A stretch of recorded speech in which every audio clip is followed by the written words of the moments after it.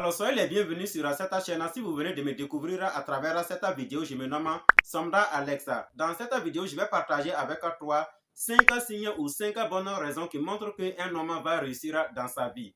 Et si les thématiques de ce genre t'intéressent, alors je t'invite simplement à t'abonner à la chaîne, à cliquer sur la cloche de notification pour recevoir nos prochaines publications. Alors, avant de donner les 5 signes ou les 5 bonnes raisons qui montrent qu'un homme va réussir dans sa vie, permettez-moi simplement de donner ma perception sur la notion de réussite ici. Pour moi, la réussite est égale simplement à bonne mentalité, plus bonne attitude ou bon comportement, plus une compétence dynamique.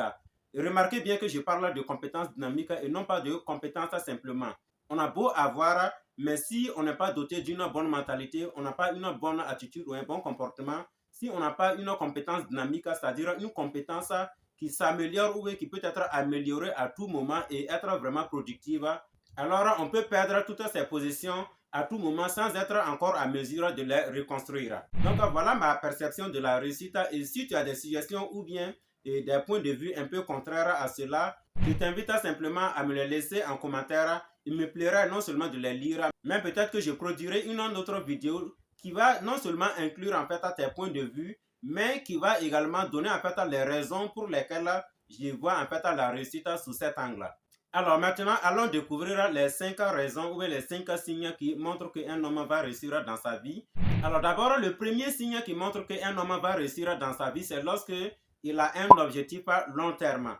Alors dans le processus de succès ou bien de réussite, on aime entendre parler d'objectifs, mais souvent il n'y a pas assez de précision là-dessus. On sait tous qu'il y a des objectifs à court terme, il y a des objectifs à moyen terme et il y a des objectifs à long terme. Et moi je pense que la réussite dans son vrai sens doit impérativement prendre en compte les objectifs à long terme. Parce que pourquoi pas les objectifs à court ou moyen terme? On peut ne pas rendre compte en fait de la complexité du processus ou bien les différents efforts à fournir dans le processus pour pouvoir atteindre en fait son objectif à court ou moyen terme. Si jamais on n'a pas atteint cet objectif, on ne tarde pas en fait à se décourager. On pense que peut-être on n'est pas à la hauteur et donc du coup on peut facilement abandonner. Raison pour laquelle il faut en fait un objectif à long terme. Mais cela ne suffit pas. Il faut forcément en fait la deuxième raison qui est maintenant d'avoir un plan. Il faut avoir un plan structuré. Pourquoi un plan structuré? Parce que ça va te permettre en fait de définir des sous-objectifs.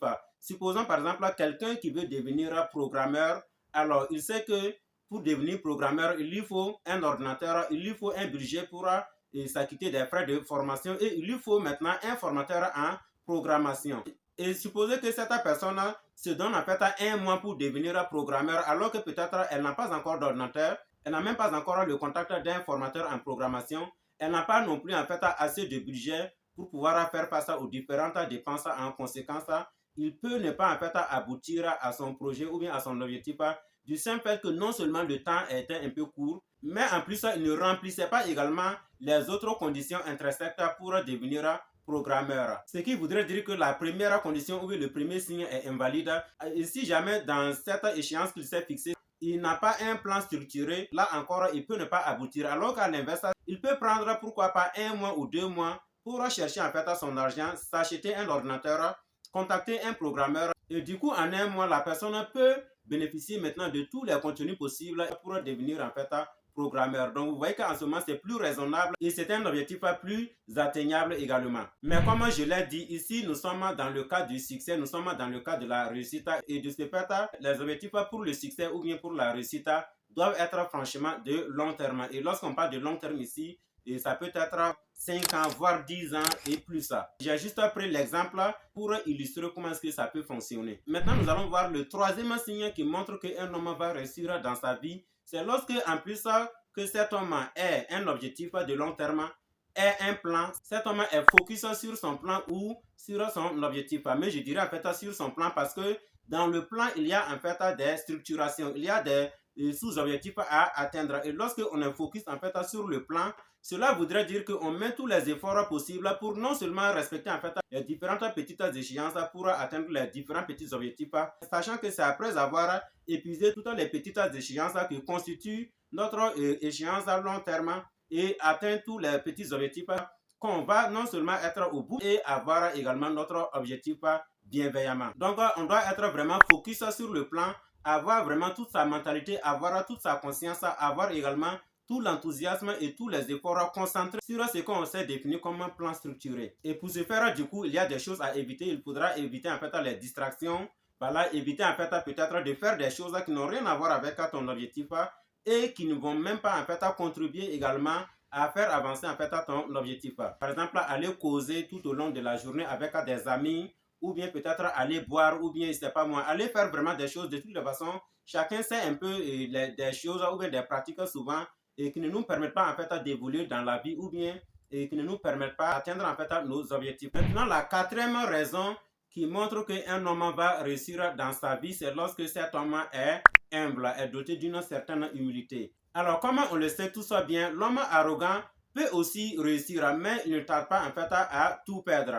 Alors que lorsqu'on est humble, non seulement on est disposé en fait à apprendre des autres, également l'homme humble sait écouter et l'homme humble sait prendre en fait les bonnes décisions très rapidement, mais aussi de façon optimale et harmonieuse vis-à-vis de son point de vue et vis-à-vis des points de vue des autres.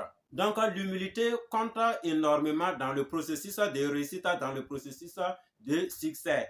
Maintenant, le cinquième signe ou bien la cinquième raison qui est très capitale pour moi ici et qui détermine qu'un homme va réussir, c'est lorsque un homme sait apprécier la réussite des autres. Alors ce point, je l'avais déjà abordé dans une de mes vidéos parce que tu pourras voir quelque part là. Avant que tu n'ailles regarder en fait la vidéo pour mieux comprendre, sache que celui qui ne sait pas apprécier la réussite des autres et qui passe peut-être le temps à juger la réussite des autres sur des faux piliers, cette personne n'est généralement pas prête à fournir assez d'efforts pour aussi réussir sous prétexte que les autres aussi la critiquent à son tour. Tout en oubliant qu'il n'y a pas de bonne raison en fait à rester dans la pauvreté, à rester en fait sans bonne mentalité, sans bonnes attitudes, à rester sans compétences dynamiques.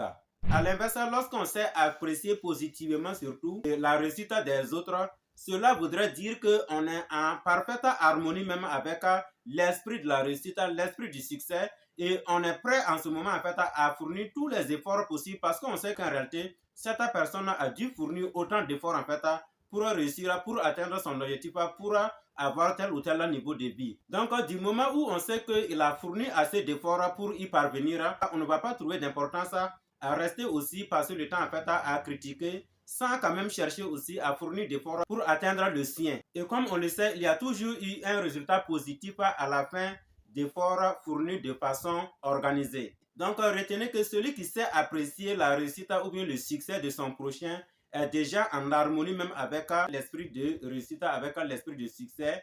Et du coup, cette personne présente un très bon signe en fait de réussir dans sa vie. Et donc voilà les 5 signes que je voudrais partager avec toi. Premièrement, on retient en résumé qu'il faut avoir un objectif à long terme.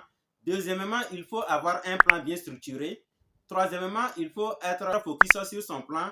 Quatrièmement, il faut être humble. Et cinquièmement, il faut savoir apprécier la réussite ou le succès des autres. Et lorsque tu présentes ces signes, alors déjà tu fais partie en fait des hommes à succès ou bien des hommes à réussite dans la vie.